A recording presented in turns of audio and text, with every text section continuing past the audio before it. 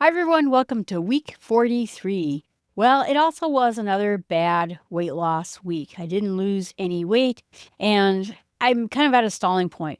I have a theory about it a little bit. I tore my shoulder a little bit. It's like a part of your rotator cuff. I don't think it's very badly torn. I started having to take Aleve. That does a number on my stomach. And so what I tried to do is gather all my meals to noontime so that I could eat as much as possible and take this medication, because even when I ate before, I had stomach troubles with ibuprofen, Aleve, all those kinds of drugs. It happens to you at a certain point that if you have taken a lot of it, and I have taken a lot of it in my life, eventually it'll hit you in the stomach, and I think it has to do with your stomach lining, and you have to eat a lot in order to just make that work. So I've been eating a little bit more, and I think that that's okay. I want to step up my exercise just a little bit more. And now that we've gotten to summer, I think I'm going to get a chance to do this. We are right there in biking season again. My friend Em and I went out for a hike and got some sunshine and some fresh air and some bird watching in. And so I think it'll be fine. I'm not too terribly worried about it. And I also noticed that I lost more inches. So even from 2 weeks ago, when in theory I lost no weight, I am down inches. So I think things are resettling itself. I think it's going to be fine. I've had this happen before. But also, I spent more time in the 180s in weight than I spent my entire life. This was the weight I was in high school and college. And I know that the last time I lost weight, it took me nearly 6 months to get into the 180s and to get out into the 170s when I did this before. So I think if anyone knows anything about set points, that's what this is. I think my body knows 180. It likes to be at 180. The body seems to remember weights we were at for a really long time. And I remember being really frustrated that the 180s were taking a really long time to lose. This isn't bad. I've had 2 weeks of stall. I don't suspect this is going to be 6 months like it was before.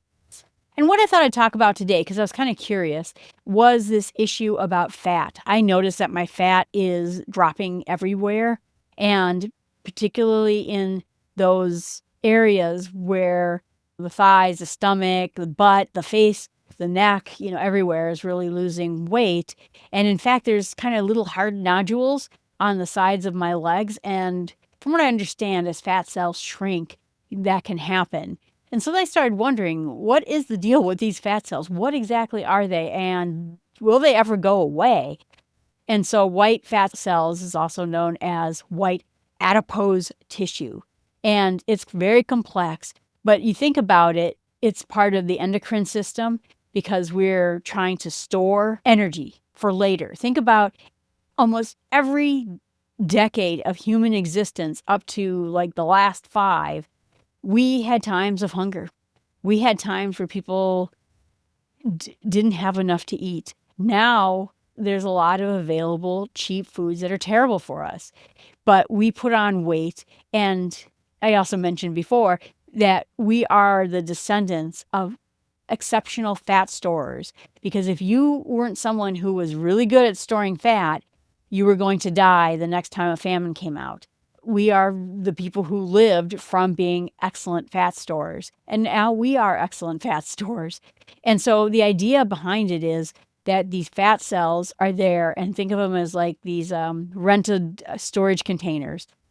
We're going to store all that energy so that if you need it later, you can go get it.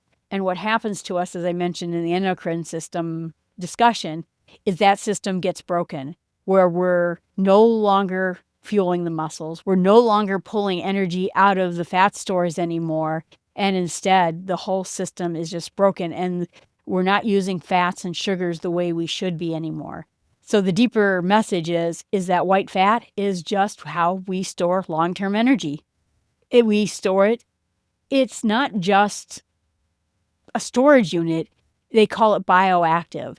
It produces hormones. It releases leptin and other hormones. It also is involved in our insulin systems. It is also protecting physically our organs. Inflammation, which is part of our immune system, what are called cytokines. But essentially, it can help send out this response, which was meant to protect us, meant to help us fight off disease.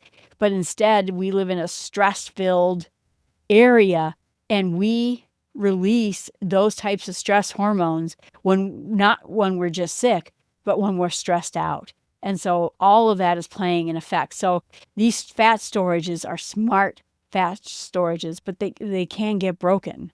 So we have leptin, which is the I'm full hormone. That's what regulates appetite, energy balance. We need to eat something because we just went on a long run.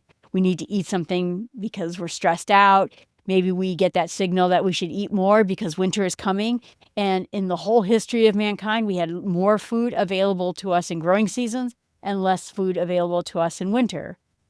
But when you're obese, it's not just that we get insulin resistance, we get leptin resistance too, which means the body is now ignoring the signal that says you're full.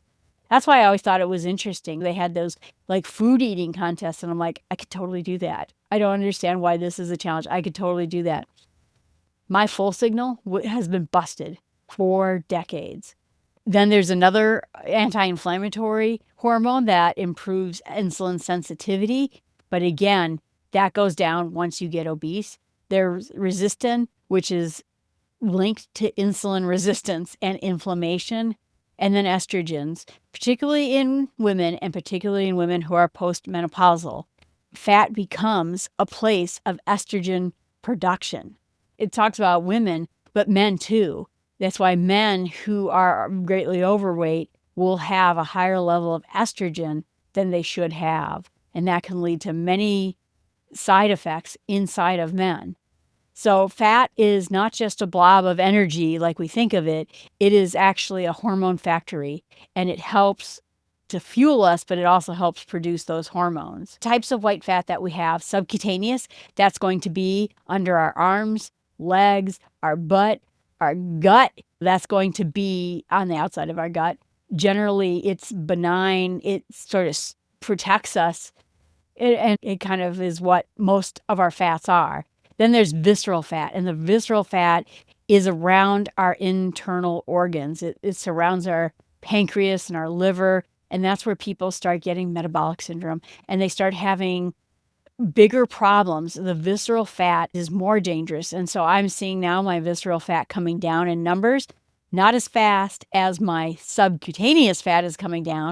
Of course, there's more of it, but essentially it is coming down as well. And I'm hoping that that comes down a lot more. And then there's ectotopic fat, which means that's going to be in the liver, in the muscle, in the heart. And that is also strongly linked to insulin resistance and organ dysfunction. So that is the most dangerous fat. The subcutaneous is not great for us. There's a lot of reasons why it's not great for us. But if you think, not to get too graphic, but essentially women's legs and butts, that fat is pretty stable and it's pretty safe. It affects us in bad ways, but not as bad as the other places. Men tend to have more fat. That is the more dangerous fat. And so just to kind of be aware that that's kind of why men are more susceptible to heart disease than women, because of the types of fats we get. White fat cells grow in number. So as we get more and more overweight, we get what is called hyperplasia, more and more fat cells. Or the fat cells get bigger and bigger, which is hypertrophy, as we gain weight. And the problem is we never lose those fat cells. They will stay for us, for the most part, through life. There is a cellular turnover that happens in your body, but for the most part, we retain the same number of fat cells throughout our life, and we can grow them. So that is the other type of problem, is not only does your body remember places that you were at a certain weight, it also has these fat cells just waiting to take in more fat. The fat cells will shrink, but you will always have this number. And imagine that if you had a bunch of storage units that you paid for, and every week they emailed you and said, "Hey, Jill, your storage unit's empty. Would you like to fill it up again?" They want to be filled up again. That's what they do. And so they are very eager to be filled up again. And so once you've been greatly overweight, it becomes easier and easier for you to get overweight again. Not even talking about the metabolic damage we might do from dieting, where, they did that big study, the Biggest Loser study. The people who were on the Biggest Loser show damaged their metabolic rate by over 500 calories, and it didn't come back for years. And that's why many people who go on these crash diets gain it back again. The body is trying to get back to a place it remembers being happy at, even if it's not best for it. And the fat cells are just waiting to be filled up again. And while there is bariatric surgery, and again, taking Mounjaro or Ozempic, it'll shrink the fat cells, but it also helps these fat cells who are signaling hormones the wrong way. Hey, Jill, you're losing all this fat. You better eat something. You better start getting on weight. Let's just pack it on. It stops that signaling. It helps those cells become less inflammatory. It's not having those stress hormones going out in us. And so Mounjaro and GLP1 does a lot more than just not making us hungry, making us not really feel like eating. It is actually doing something to help fix this broken system that we've broken ourselves into. And fat cells are, again, long living. They are the same fat cells for decades that just expand and decrease over time. And so right now, like I said, I can feel mine decreasing. There's places where I kind of wondered what it was because it was feeling sort of lumpy in places. And people say as those fat cells shrink and then they get kind of dense because they're going down. Now, there's another kind of fat, which we have just sort of learned about more recently, and it is called brown fat. And brown fat is a furnace. It actually burns fat to heat us up. And you think about it, they always had that kind of interesting thing about people who live in cold climates tend to be heavier in weight overall, but it doesn't seem to have all the bad effect us being heavier, not in very cold climates, has. And that's where they started to realize all those people have what is called brown fat, and it is storing all this energy up so that it can heat the body and keep us at a regular temperature. And so it is why you will see cultures that live in very north areas, and those people who tend to have a little extra weight don't have the same metabolic problems we all have in more warmer areas. I thought it was interesting because I'm Jill from the North Woods. I lived at the very tip top of the United States, and I always kind of wondered that because you would see some very burly people up there, healthy as horses. And I wondered if that was maybe because now we find out there is brown fat, that brown fat is helping them burn fat. But like I said, the brown fat tries to keep us warm. They said that right when you're getting to the point where you start shivering, that's when your body's brown fat kicks into gear and starts pumping out heat, trying to keep you warm. So brown fat burns energy instead of storing energy. Brown fat in coloration is dark brown, as we can see under a microscope. And the brown fat is located in different areas as well. It is burning calories. It is heat producing. It is active. And so it is doing a lot more than the white fat is. And that's why in the end, it's not that dangerous. Brown fat is linked to having healthier metabolisms and better glucose control. So it's a whole different kind of thing that's going on. And so now the question doctors are asking themselves is, can we take and create brown fat? Is there a way we can do it? And there are ways that they're finding that we can either create brown fat or turn white fat into brown fat.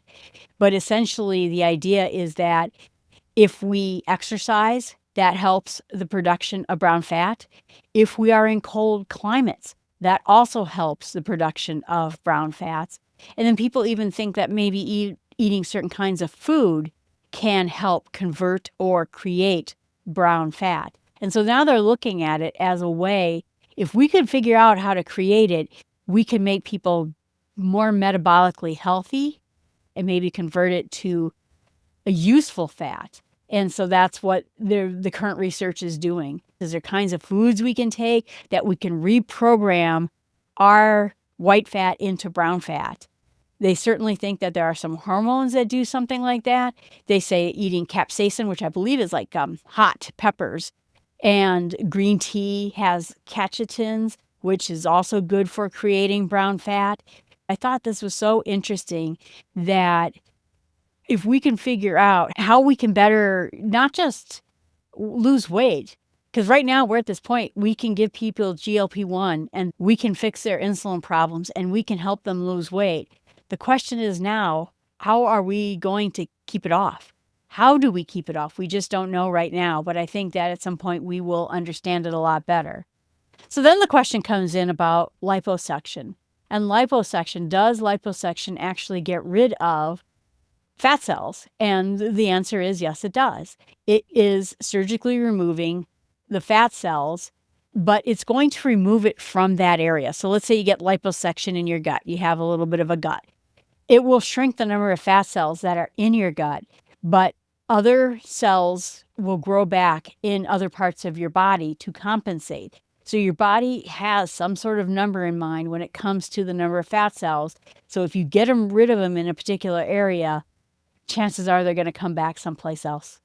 And so really liposuction is really just about sculpting an area. It is not about getting rid of fat cells permanently in that area. And so this is why we need to learn a lot more about these fat cells and how we gain them back and what we can do.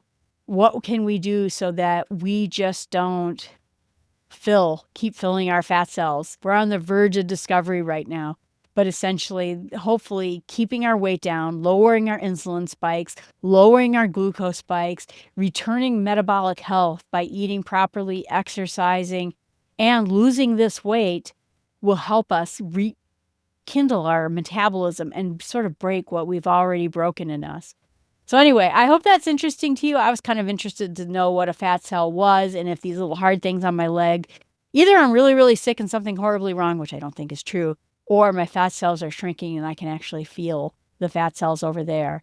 But that's, I don't know, been kind of exciting for me. And the fat cell kind of interested in me because I've always been someone who doesn't get cold in winter. And part of it makes me think it was because I'm so greatly overweight, or was, that's what made me warm all the time. But now I'm starting to think I lived in a very cold climate. I went out when it was minus 60 degrees out with wind chill. I used to go out in very cold temperatures, and I bet you I had a good amount of brown fat as well as regular fat, and that's why I never get cold. I still never get cold. It's kind of funny because people always say, well, Jill, did you bring a jacket? No, I did not bring a jacket. I went hiking yesterday with my friend. She goes, well, I sure hope you brought a jacket. I said, yeah, I brought a jacket. Yeah, I have a jacket in my car. I'm never going to wear it. I don't wear coats unless it gets to like 10 degrees, 20 degrees. So it makes me feel like I do have a decent amount of brown fat. I am fascinated to find out what happens next, that we can figure out how to fix people's metabolism. Heck, now we're even finding out that there's such thing as beige fat, which is pale brown, but also acts as brown fat too. So who knew? But again, I'm excited to hear what we're going to learn. This has been my life's struggle, is to lose this weight. And I want to know more. I want to know if me going out in the cold like I like to, does that make me have more brown fat? Exercising more, can that convert white fat to brown fat? Good sleep, eating certain foods, will that help me create brown fat? That's what I'm hoping to learn next. And again, I want to know because I want to keep this weight off once I get to the very end of it. By the way, I didn't mention it before, but babies have a lot of brown fat. They can't shiver. They don't have the mechanism for shivering. And so when you see these plump little babies, they're full of brown fat. And that's what's keeping them warm when they have no other way to keep warm. So that's super cool. All right, everyone, thanks so much. I appreciate you watching this and listening to this. I hope that you're doing well in your diet and your exercise. Like I said, kind of a bit of a stall on the weight loss, but I'm not giving up hope. I'm still losing inches and I'm still losing sides, so I'm not going to worry about it. 180 is just a big rut for me. Thanks so much. Have a great week.